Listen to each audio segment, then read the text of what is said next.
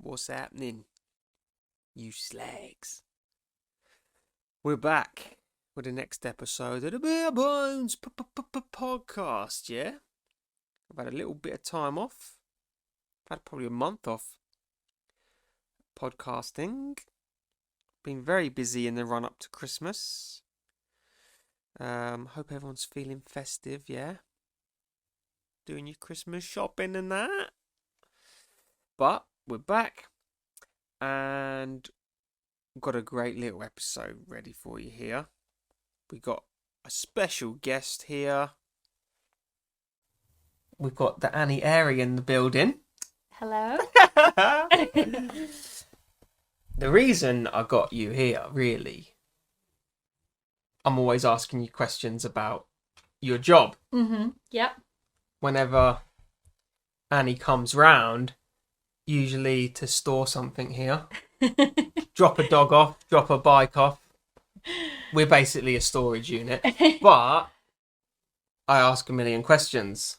And then I went for an eye test, and it was too much. So now I need to know everything about it. Okay. Fire away. Well, we'll go way back. Okay. Okay. Well, firstly, what's your job title? So I am an orthoptist, which is a specialist in eye movement disorders. So you'll know what an optometrist is, someone that prescribes glasses. Pretty people from the UK call it an optician. Yes, so same, except in New Zealand, opticians are more the people who are on the floor helping you pick glasses. Okay? Right. So it's not quite as qualified as what we think of it as being in the UK. And then an ophthalmologist is an eye doctor, works in hospitals, surgeons, that side of things. Right. I'm an orthoptist, so really I should be based in hospitals because we're here in Queenstown, there's not that going on here. Okay. So if we go backwards for a minute, how did you end up doing that? Did you just think, I love eyes? Not quite. I wanted to be a dentist. Right. So I always wanted to be in healthcare. Yeah. But then I wasn't going to get the grades for doing dentistry, so I went down. Mad grades for dentistry. It's harder to get in than medicine dentistry. Okay. Crazy. Because there's not as many courses and you get a lot more money because it's private, a lot of the work. So a lot more people want to do dentistry than they do want to do medicine. So yeah, I wasn't going to get the grades to go into that. And I'm a bit too squeamish to be a nurse. I'm not that great with blood and injections and that side of things. Yeah. So my job is, looking at eye movements, testing children's vision. So 90% of my patients are actually children. And looking at lazy eyes and eye turns and all that. So right. I went to the University of Sheffield and studied there. So, at school, you thought, right, I'm going to study eyes. Oh, in my final year, when I had to choose, everyone's put the pressure on you, you've got to choose what you want to do for the rest of your life right now. And you thought? And I thought, oh, right, okay, I'll just go and do eyes. And it was free fees at the time. So, debt-free uni. Yeah, perfect. Why not? I'll take it. Why is that? Just because it's healthcare? Yeah, because it's an allied health profession. So it's same as doing physio, speech and language therapy, midwifery. It's that kind of sector. Allied health professions, it's called. And also nursing was free at the time, but now we've got the Tory government. That's all changed in the UK. You've got to pay for it now. Fucking hell. That's one thing that put me off uni, the money. Everyone's like, yeah, but you pay it off when you earn this amount. It's like, what job doesn't pay that amount? Oh my God, yeah. Crazy fees. It did put me off at the time too. Okay, so we're at the Uni of Sheffield. Mm-hmm. We're studying eyes. Yeah, I actually hated it. I hated my degree. I hated it because we didn't have to pay for fees. They really got you to work hard. It wasn't like all my other mates at uni that did about 3 months of study a year. Yeah, and had heaps of you weren't holidays. eating dry pasta and... Oh, no, we had to go to uni every day from 9 to 5. And then I'd have to go on placement for 3 months of the year. So it was actual hard work that I wasn't expecting, I thought. Yeah. I went to art college for a bit. That sounds like a DOS. It wasn't a DOS, man. It was a bit cruisier than that. But then I went and did my apprenticeship, and that was the first year. Was I did a whole year at college, and that was like work hours. And I was like, what is going on here? Yeah. And I had to pay to go. I was like, I'm doing work and I'm paying to do it. I couldn't believe it. Yeah. So I didn't enjoy uni, but then I got the job of my dreams in London after that. I was working in central London for a couple So you of years. moved from, where is it you're from again? I am from the Lake District, so 40 minutes from Scotland. I just kept moving further and further away from home till London, which was great, but I had an amazing job in a real like top hospital. Yeah. But I was also not quite out of that uni lifestyle, so I was sort of burning the candle at both ends for a while. Party animal. Yeah, big time. It's what you're known for. Yeah. Not anymore, no. Oh, no. 2 beers and Yeah, put on but, I mean, Carnival trust me, playlist. in my heyday, I was... Notting Hill Carnival playlist. You're out the gate. Oh dear, yeah. In London, I loved it, but then... It seems like a job that you can't really. I don't know.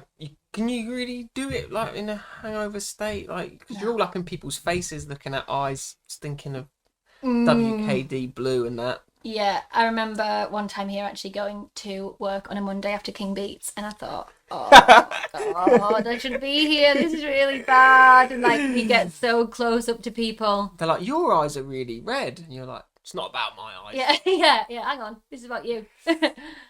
Okay, so I don't even know where to go with this really, because when I went for an eye test not too long ago, and I know I just, as far as I know, it's cover one eye, read the chart thing, and then all of a sudden there's all these mad machines coming out, and I was like, what's going on? But they're doing tests for all sorts of stuff, so yeah, I mean, there's so much that can go wrong, I suppose, with the eyes. Yeah. Like, not just having glasses, like, so what I look at is nerve palsy. So when the muscles around your eyes don't work together as a team, so that's when one eye starts to turn, and you get double vision because your eyes aren't quite seeing together. Yeah. And that can be, brain tumours, aneurysms, stroke. So it's always, can MS. it just be I've got a lazy eye, For or is there an children- underlying thing? Oh no, for children, it's pretty harmless. I see heaps of kids that have a lazy eye, and you've got to treat it to make sure the vision doesn't deteriorate.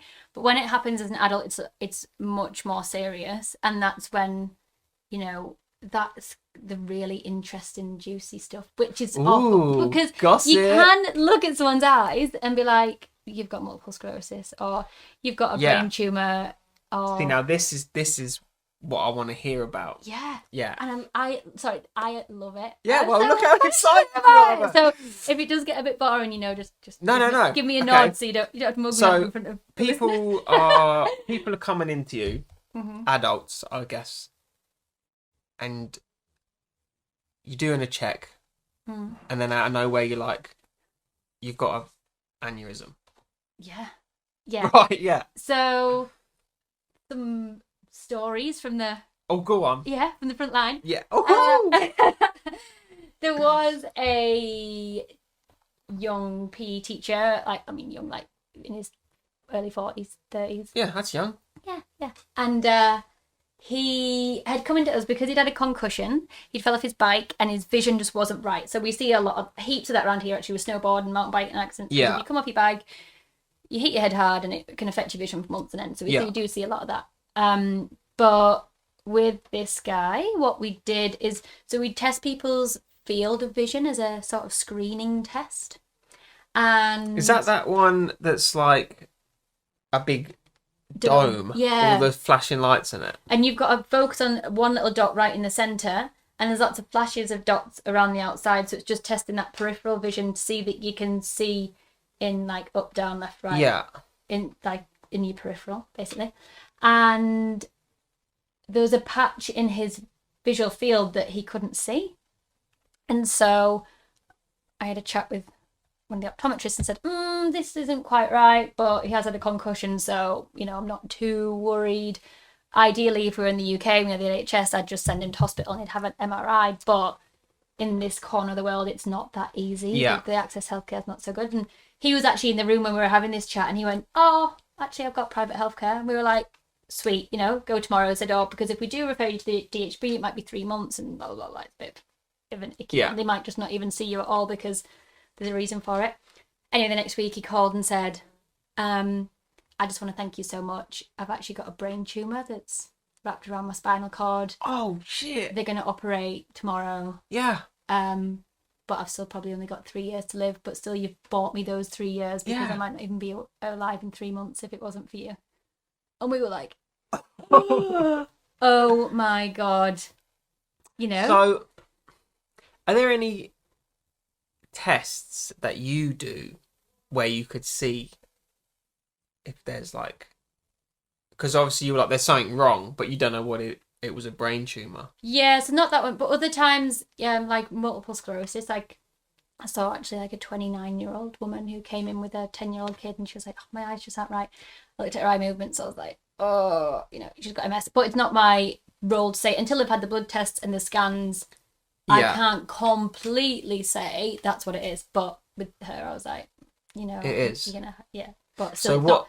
Luckily, it's not really my responsibility to pass that information on. Yeah, I've got to see that's a doctor, a heavy job, isn't it? Yeah. So what's the tell of having multiple sclerosis? Oh, mad. It's like when you look to the sides, one eye won't totally look to the side and the other eye will start flickering. Okay. It's really weird. So like if I'm looking to the right, would the right one flicker and the left the right one one not flicker, and the left eye might just move to the midline. And you don't know, you don't really notice. You see, "Oh, it feels a bit funny, like I can't quite feel it." And I'm looking, I'm thinking, "Oh, yeah, all right here." I wonder how many people who are listening to this now are like looking to the side. I've got brain tumour. Yeah, I mean it's very rare, but it's just amazing. Like your eyes can just.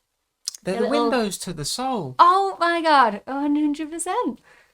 Okay, what have we done there? Brain tumours, multiple sclerosis.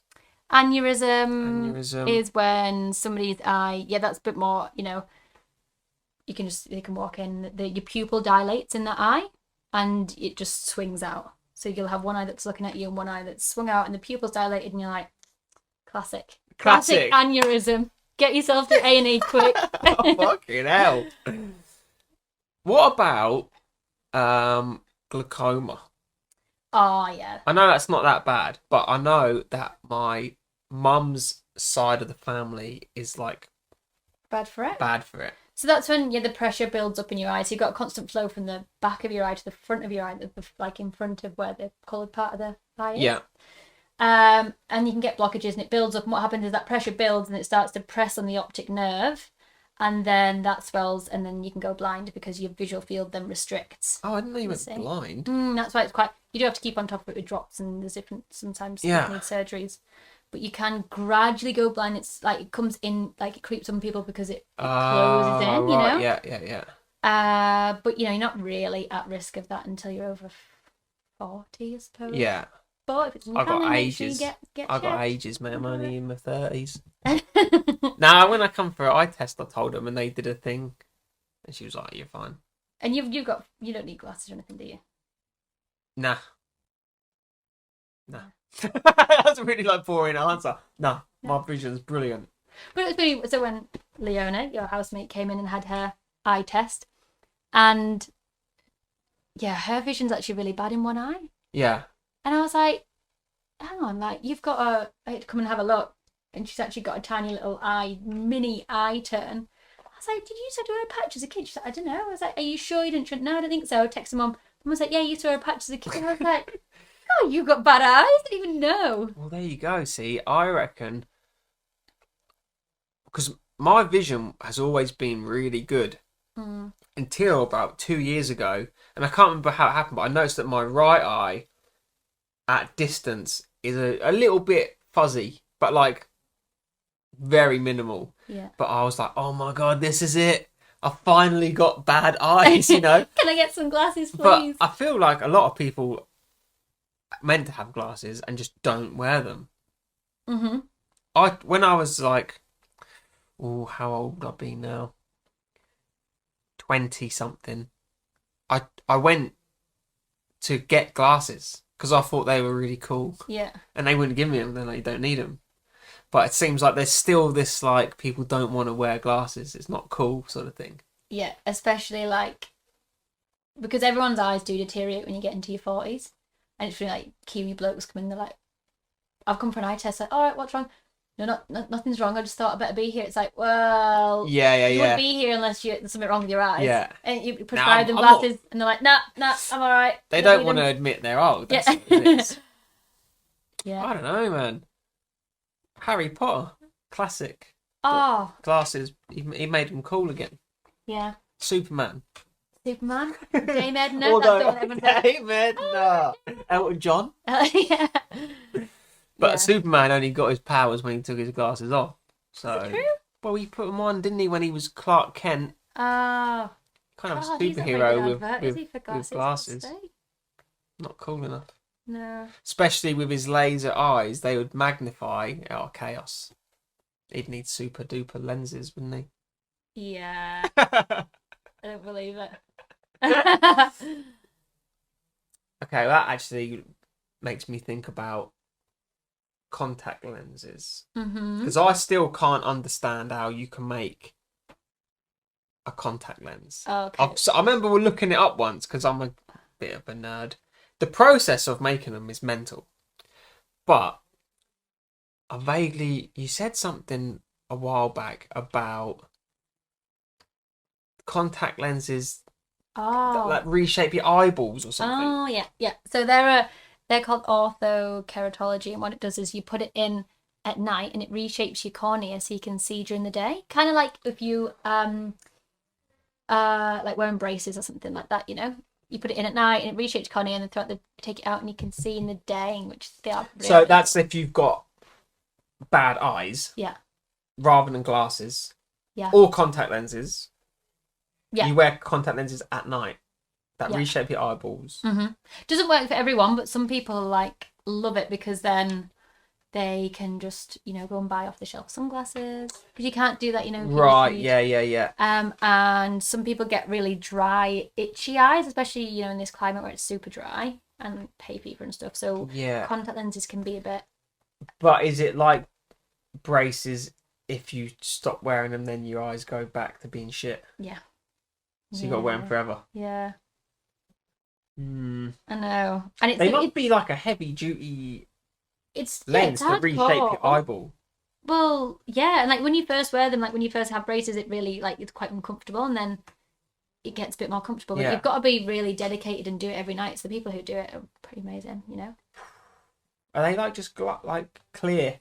They're like tiny little glass, quite hard lenses. Yeah. They're not completely clear. They're either tinted a little bit blue or a little bit green, so you know which eye to put them in. Oh right, yeah. Yeah. And this might seem like a silly question. Do contact lenses have a right way up? Or are they just round and you just bang them in? So they don't need to have a right way up unless you have astigmatism. And then if you've got astigmatism in your eye, it has to sit, the contact lens has to sit in a certain direction. In which case they just weight it a little bit and just let gravity do its thing and make it sit. Right, I was going to say, how do they not just spin around? Yeah, they've thought of everything. Haven't they? These bloody scientists, they're a clever bunch, aren't they? And, you know, there's obviously laser and all that stuff that you can get now, which still I'm a bit on the fence with because, I don't know, it's still quite a new thing. And a lot of people, it doesn't really last more than 10 years for, which is not that long, you know? It's a lot of money, isn't it? It's a lot of money. So unless you're going to spend... If you're going to do it, I'd say get the absolute best, go for the best of the best and spend twice as much as you might anywhere else. Right, yeah. And it'll probably last for longer and you'll get better care. But unless you're willing to really go the whole hog, then I'd just wear glasses. Yeah. Yeah. I don't know. Laser beams shooting into your eyes, I just can't. Don't know. Yeah, it's mad. But I mean, all of us at some point are going to get cataracts. If you live long enough, you're going to get cataracts. It's just that clouding of the lens in your eye. So that's not like given. a condition. That's just deterioration. It's aging. Just aging. Right. Like wrinkles and grey hair, we're all going to get it. Yeah. Well, not me. I'm pretty Oh. youthful looking. for now. But then, yeah, so it's not a bad thing if you get cataracts. Everyone is going to get them. Yeah. And so what they do in that case is they basically put a little hoover in your eye and hoover out your lens. What? Vacuum, let's say. Yeah. And then they put in this new lens. It's like a little pop-up tent, and they put it in, so you got a little sack that holds your lens, and then they hoover out your lens and put in this little lens. And it just unfolds like a little pop-up tent, and then you got a new lens. Jesus. Yeah. Okay. And then, do you know what? Anyone can get that. So say if you are super duper short-sighted, like you're -10, which is very unfortunate because you can't even see, your finger 1 centimetre in front of your face. Dave Walker. I'm talking to Dave Walker. He's the blindest man I've ever seen. We've spoke about this before, I think, a little bit. So, yeah. And it's so funny because every podcast I do, his name comes up. And I'm slagging him off every time. I'm not slagging you off, Dave. He just got the worst vision I've ever seen in my life. Well, yeah. I mean, the best thing to do is to just get new lenses put in your eyes. Because you're going to have to probably get your lenses taken out of your eyes at one day because you've got cataracts and new lenses put in. Why not take those? Is that not very expensive, though? Oh, yeah. Yeah. I mean, it is, but... Ballpark figure. Do you know? About maybe 10 grand? That's not that much for perfect vision. No, especially if you might spend $600 a year on the contact lenses. And how much is laser? That's a few grand, anyway. Laser's maybe about 6 grand. Yeah. Sack the laser off. Get new eyeballs put in. Eyeballs. That's the one. That's the way to go. Eyes are such a weird... It's mad, isn't it? They're so squeamish as well, eyes. Do you think... See, I don't get that, but I don't have to touch anyone's eyes. I don't mind touching my own eyes and that. And at work, if people get shit in their eye, I'm happy to fish it out or wash them out or whatever. They don't bother me like that. But when you get splinter in your eye, and they just pick it out with a pin. Yeah. Oh no, I don't like that. Yeah, that's really bad. Thank God I don't have to do that. I do have to teach people how to use contact lenses, and that is so frustrating. What do you mean? Just pop them in. Oh, it seems like that, but when you've got a bloke with fingers that are super thick. Hang on, let me finish the story. And then they're trying to put a little tiny contact lens into their eye. Oh, sausage and they're fingers. It's nearly impossible, Yeah. Women are alright because we used to put makeup on and playing with our eyes, for most of our life. Sexist. So, well, I mean... Gender neutral on this podcast, I'm afraid. Well, sorry. I know I'm wearing mascara and eyeliner. Sarah, you. Yeah. I think putting a contact lens in, I think I'll be bang it in. Taking it out seems a bit more... Touch your eyeball now.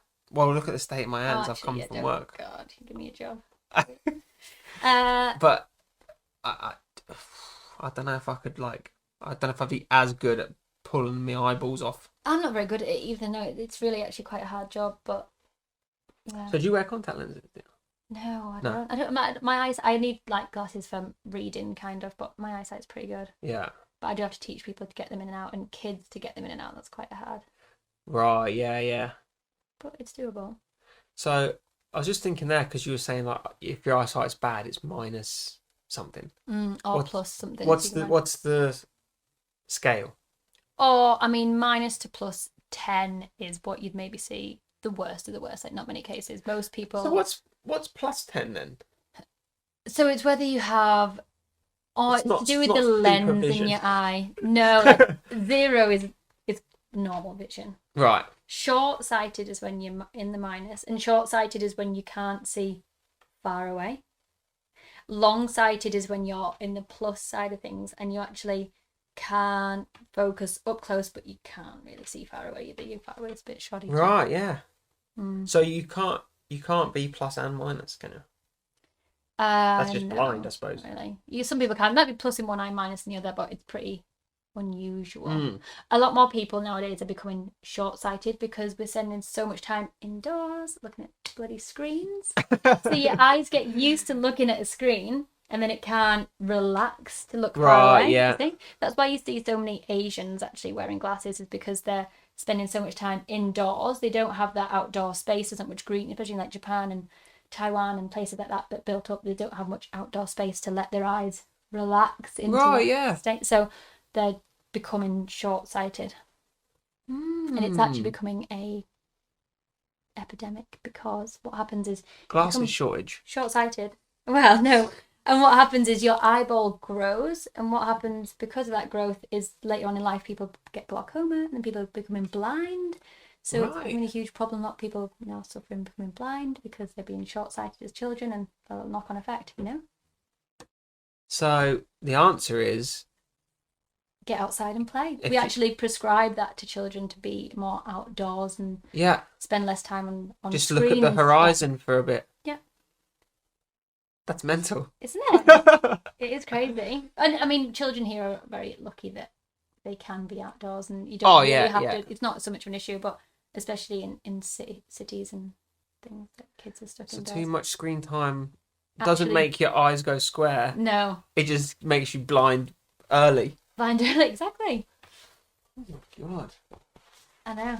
And everyone's been watching The Social Dilemma, so everyone doesn't want their phones anymore anyway. No, put your phones down.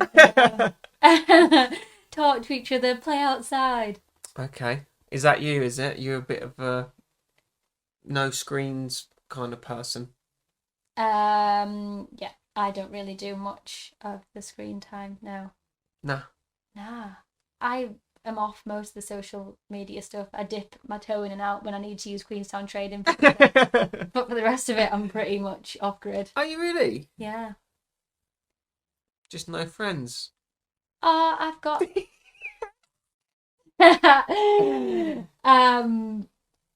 just speak to my mum on WhatsApp. That's all. That's what I need, you know? Yeah. Check on WhatsApp. Always good feedback from the parents. My mum's going to be delighted I'm back on the podcast because I've had a while off it. And every time I speak to her, she's like, when's the next one? I'm like, I'm not an infinite fountain of knowledge. I have to get people in. Well, my mum actually always bangs on about eyes because I don't know what was wrong with her eyes, but she thought she had glaucoma, and she used to get like floaters, little bright lights in the peripherals. Like migraine, ocular migraine, maybe. Who knows? I don't know. So it is crazy. I tell you what, as soon as this gets uploaded, I'll get a phone call going, it was called this, actually, what it was. But I did use, especially when I was working in London, we used to see so many interesting cases. It was pretty crazy because it was like a tertiary referral centre. So other hospitals in the south-east of England, south-west of England, would refer to London. Right. To our thing. So, yeah, it was pretty crazy. There was one actually who was so funny. This girl who was like in her late 20s, and she came in and she was like,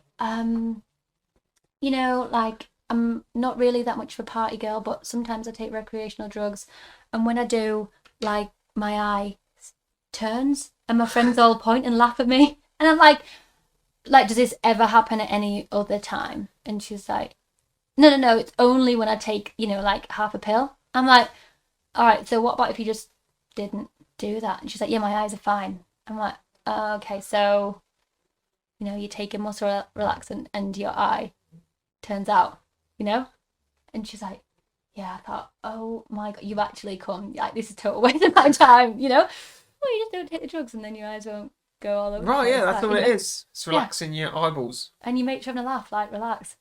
Yeah. Well, I don't. Is that? How come that doesn't happen to everybody? I think it happens to a lot of people. I can tell you a few people it does happen to. Yeah. I mean, I kind of wanted to be like, off the record, it's all right, Yeah. Relax. Okay. What other mad stuff? Oh, because I bought this book, was it last year or the year before anyway, for Samara, and it was like this when she was going into nursing. Yeah. This guy, I can't remember his name now. He was a junior doctor back in England, and he published. He sacked off being a doctor after 10 years, whatever, because the pay was awful and blah blah blah blah.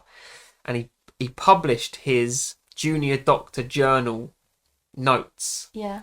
And it was things like, this woman came in, she was pregnant with her first baby, she was feeling really weird, and she started noticing she was getting all these white dots on her tongue. So they did a load of tests, and it turned out taste buds. That's all it was. Really? Yeah. There's like a guy coming with all sorts of stuff stuck up inside himself, And they're like, you must have put it in there. And he was like, No. nah. And they're like, well, we would have believed that he fell on it or something.